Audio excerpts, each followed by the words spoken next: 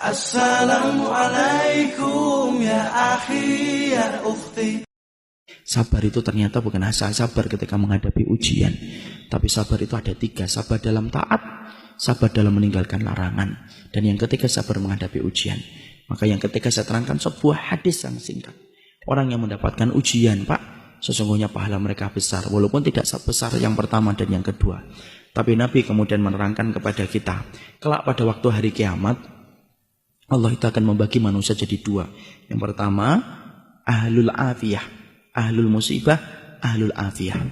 Dalam riwayat Ibnu Majah, Rasulullah itu bersabda, manusia nanti ketika dikumpulkan di padang mahsyar dibagi menjadi 2. Ada yang pertama ahlul musibah, yang kedua ahlul afiyah. Ahlul musibah itu siapa? Orang yang di dalam hidupnya diuji terus oleh Allah, sakit, bangkrut, dan lain sebagainya. Ini namanya ahlul musibah. Ada yang kedua, ahlul afiyah. Ahlul afiyah itu jarang diuji, jarang sakit, jarang kemudian mendapatkan musibah dalam hidupnya. Bapak tahu, perintahnya Allah pertama kali kepada malaikat, uhsubu ahlul musibah. Hisab dulu ahlul musibah dulu. Yang ahlul musibah dihisab dulu, Pak. Dihisab, ditimbang, lalu kemudian ahlul musibah itu para malaikat berkata, ya Allah, ahlul musibah itu sudah habis. Tinggal dikit dosa-dosanya karena ditebus dengan berbagai macam musibah-musibah yang dulunya engkau berikan kepada mereka dalam kehidupan di dunia. Tinggal dikit saja. Kemudian Allah berfirman, u'tuhum salasan, kasih mereka 3. 1, khairan, kasih mereka surga. 2, afiyah, kasih mereka kekuatan. Kenapa, Pak? Siapapun di antara Bapak dan Ibu di sini yang mendapatkan ujian, pasti kekuatannya berkurang. Sakit, yang dulunya biasa lari 2 kilo menjadi lari 1 kilo. Pasti berkurang. Diganti oleh Allah dengan kontan di akhirat. Kasih mereka kekuatan untuk mengganti kekuatan yang aku ambil ketika aku memberikan ujian bagi mereka di dunia. Dan yang ketiga, manzilah. Kasih mereka tempat yang tinggi di surga. Tempat itu tidak bisa diraih dengan sholat. Tempat itu tidak bisa diraih dengan sedekah. Tapi tempat itu hanya bisa diraih dengan orang yang sabar ketika mendapatkan ujian. Dinaikkan itu ahlul musibah ke tempat yang tinggi. Sampai ahlul afiyah melihat itu mendoakan kepala mereka ke atas. Saking tingginya ahlul musibah ketika ditempatkan oleh Allah. Lalu kemudian ahlul afiyah berkata, ya Allah, kalau setiap dibalik ujian akan mendapatkan kedudukan setinggi itu di surga, dan begitu mudahnya mereka dihisab karena sudah berkurang dosa-dosa mereka, tolong ya Allah, hidupkan kami sekali lagi. Hidupkan kami sekali lagi. Kasih ujian kami. Potong-potong daging-daging kami. Daging-daging kecil dan kami masih hidup. Tidak apa-apa. Selama kami mendapatkan 3 yang kamu berikan kepada musibah ketika di dunia. Tapi tidak ada lagi balik ke dunia itu. Disitulah kita paham, Pak. Ujian itu berat, tapi barangnya kontan. Kalau kita semuanya disenangkan dalam hidup, Pak, malah kita bingung dari mana kita akan mendapatkan pahala kesabaran. Kalau Bapak punya istri langsung solihah, anaknya langsung hafal Quran, kerjaannya langsung lancar, malah bingung dari mana kita mendapatkan pahala kesabaran. Makanya kemudian kita kalau mendapatkan ujian, sabar. Saya belajar sabar dari ibu saya, Pak. Saya tidak bermaksud mensucikan siapapun di hadapan Allah.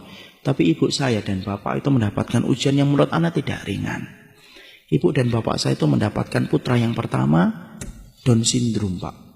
Berkebutuhan khusus. Anak yang kedua berkebutuhan khusus. Kakak laki-laki pertama saya umurnya 53 tahun. Kakak perempuan saya 43 tahun. Dan itu berkebutuhan khusus, Down syndrome. Mandi harus dimandikan, makan harus dikondisikan, tidur harus disediakan. Itulah yang menjadikan saya tidak bisa keluar kota. Sampai beberapa lama, paling-paling setengah tahun baru sekali, 2 kali. Karena kemudian setelah pasca meninggalnya ibu, saya merawatnya. Tapi saya belajar dari kesabaran ibu saat itu. Saat itu saya ketika kecil, Pak, SMP, saya masih ingat, kadang-kadang ibu kalau makan di warung itu tidak pernah malu beliau. Selalu digandeng kakak saya. Dan tidak pernah ditinggalkan di mobil. Saya anak SMP, wajar, malu, Pak. Saya ngomong dan komentar, Bu ditinggal aja di mobil. Kan orang pada ngeliatin. Kan kita tahu, Pak, masyarakat Indonesia tidak bisa ngelihat sesuatu yang agak beda dikit, kecuali pasti dilihat terus. Ibu saya ngomong, tidak apa-apa nak, biarkan saja. Ibu yang kemudian akan megangin, kamu duduk di jauh-jauh dari ibu, tidak apa-apa. Di rumah ibu bilang, tahu nggak nak? Kadang-kadang tobat belum tentu nasuha. Kadang-kadang istighfar belum tentu hati kita khusyuk. Tapi kalau kita mendapatkan ujian, dititipkan anak yang semacam ini, kalau kamu sabar, tiap hari dihapuskan dosa-dosamu walaupun kamu tidak tobat dan tidak istighfar, selama kamu ikhlas dan ridho. Dan saya akhirnya Pak, setelah bisa di pondok, tidak ada perkara yang saya cari tahu pertama kali kecuali apa? Hisab orang yang Down syndrome dan hisab orang yang gila semenjak kecil. Orang gila itu para ulama bagi dua. Gila setengah perjalanan hidupnya, maka mereka dihisab. Ada yang gila yang kedua, Pak. Gila dari kecil, Down syndrome dari kecil. Maka mereka itu tidak dihisab oleh Allah. Mereka akan ditanya oleh Allah tentang satu pertanyaan saja. Ata'rifuni, kamu kenal dengan saya atau tidak? Kalau anak-anak itu menjawab, iya kami kenal engkau ya Allah. Langsung Allah masukkan ke surga. Tidak ada hisab salat, tidak ada hisab puasa, tidak ada hisab amal apapun. Karena mereka bukan mukallaf dalam kehidupan di dunia. Makanya saya ingat betul ketika ibu saya pernah nyisirin kakak saya.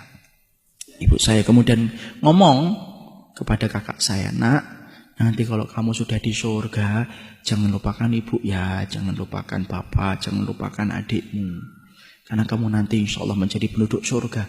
Karena Allah cabut kenikmatan sementara di dunia dan pasti Allah balas di akhirat. Kakak saya tidak ngerti apa-apa ya, cuma diusap-usap kepala ibu saya. Dan sampai hari yang terakhir, ibu saya masih memandikan, masih kemudian mengganti bajunya, sampai malamnya beliau terserang dengan jantung. Selama 51 tahun beliau merawat itu. Dan saya belajar di situ apa? Ahlul musibah itu berat, tapi akhirnya manis bagi orang yang ridho dan orang yang ikhlas. Maka siapapun hari ini yang sedang diuji oleh Allah, sabar. Moga-moga Bapak kalau dimasukkan kepada ahlul musibah yang mendapatkan 3, khairon, afiyah dan mangzilah. Tapi kalau mendapatkan ahlul afiyah yang bersyukur sama Allah. Barakallahu fikum.